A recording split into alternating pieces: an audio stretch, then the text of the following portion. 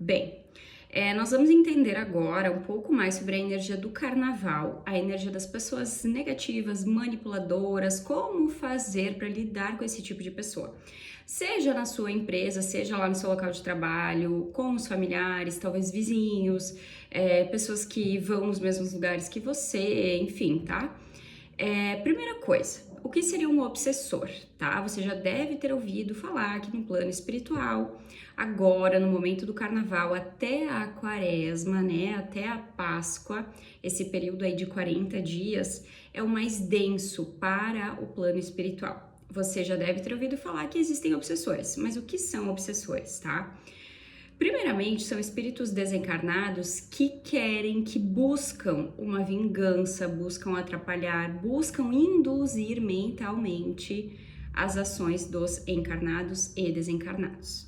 Então, este é um primeiro ponto. Nós temos este tipo de alma desencarnada que não está esclarecida ainda, tá? Que está na ignorância, está nas suas paixões terrenas, no seu ego e até débitos de vidas passadas e da sua última encarnação, e que está aí perdido no plano espiritual. E nós temos também uma outra leva de espíritos que não são necessariamente os que estão buscando uma vingança ou influenciar negativamente os outros, que são espíritos às vezes dos nossos próprios familiares, tá? Espíritos que talvez desencarnaram, mas são apegados à matéria, a bens materiais, a coisas que possuíam, muitas vezes são muito apegados a amores, a filhos, tá? A situações que estavam vivendo. Então, quando você se desprende para o plano espiritual, você deveria, e se você está assistindo esse vídeo, é porque você agora precisa ter esta consciência. Desapegar. Você deveria desapegar das pessoas, das situações, das circunstâncias que você está vivendo hoje. Você não é filho dos seus pais, você está. Você não é mãe do seu filho ou da sua filha, você está. Você não pertence àquela pessoa que você está se relacionando.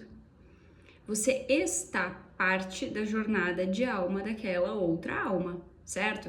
Então, o que acontece no plano espiritual? Num momento de carnaval, num momento denso desses, todos estes espíritos, vamos dizer assim, que estão perdidos no plano espiritual, tanto aqueles que querem fazer o mal, quanto aqueles que simplesmente estão perdidos, porque nunca pensaram sobre a vida espiritual, porque nunca buscaram ajuda, porque não são humildes ou porque estão apegados à sua matéria, às coisas materiais que viveram aqui. É como se eles fossem cada vez mais aflorados, atiçados em todas as suas questões negativas. Por quê? Porque a gente sabe que existe sempre o lado da luz e o lado da sombra, tá? Neste momento aqui na crosta terrestre, a gente tem uma festa que a origem dela remonta à antiguidade, lá em Veneza, né? Se você já deve ter visto em algum filme, em algum livro, alguma coisa assim, se tinha procissões com cores, com fantasias, era outro tipo de festa e de mentalidade, tá?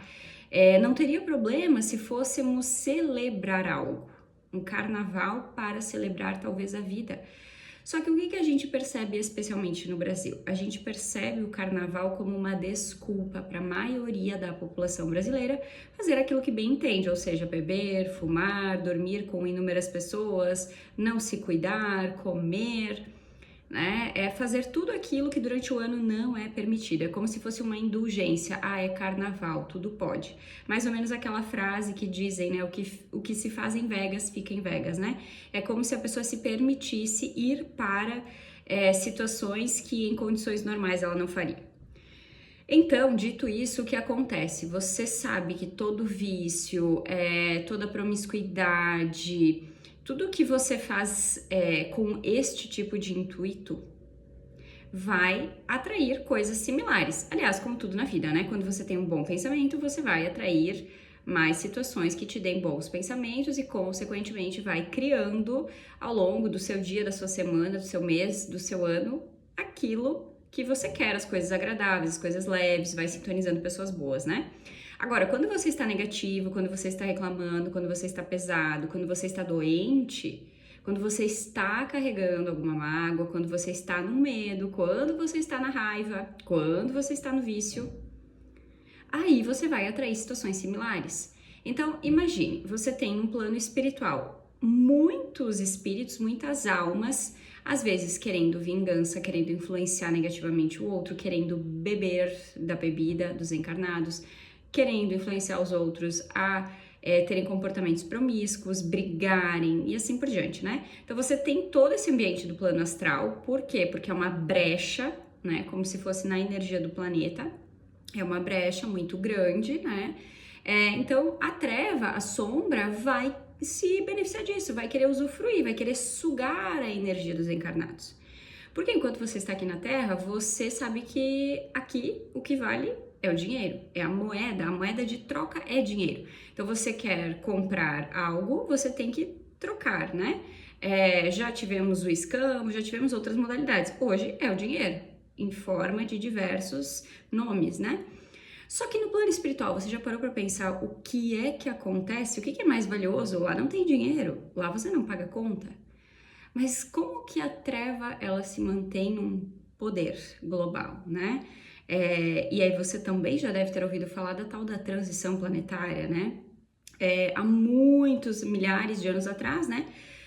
Antes até da época do nosso querido Akhenaton, né? O nosso faraó, que tentou mostrar para a civilização aqui deste planeta que não havia necessidade de fazer sacrifícios humanos, tentou unificar e criar um único Deus para as pessoas entenderem que elas criam a realidade delas, tentou implementar a meditação e todas essas técnicas de cocriação da realidade. Porém, ele foi morto, né?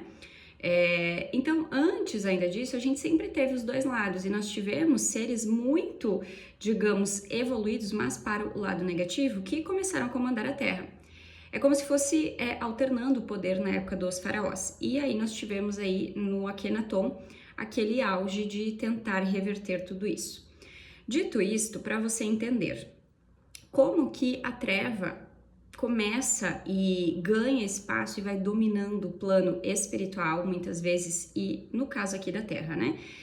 A gente entrou para a era de regeneração lá em 2012 porque a luz conseguiu captar mais pessoas para o bem, para o despertar. Por isso que é tão importante você despertar, é tão importante você falar da espiritualidade, é tão importante você disseminar tudo aquilo que você sabe.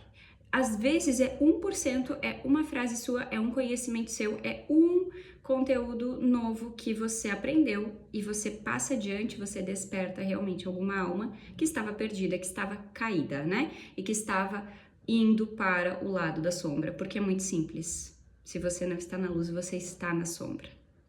Por isso que aquilo que está na Bíblia do orar e vigiar, ele é tão importante. Não é só você rezar à noite, isso aí não significa nada. Porque enquanto você não despertar mais pessoas, você não está servindo a luz. Enquanto você não dominar seu pensamento, você não está servindo a luz. Enquanto você está no medo, você não está servindo a luz. As coisas, elas são mais complexas do que aquilo que vendem para você por aí, tá? Então, o que que acontece?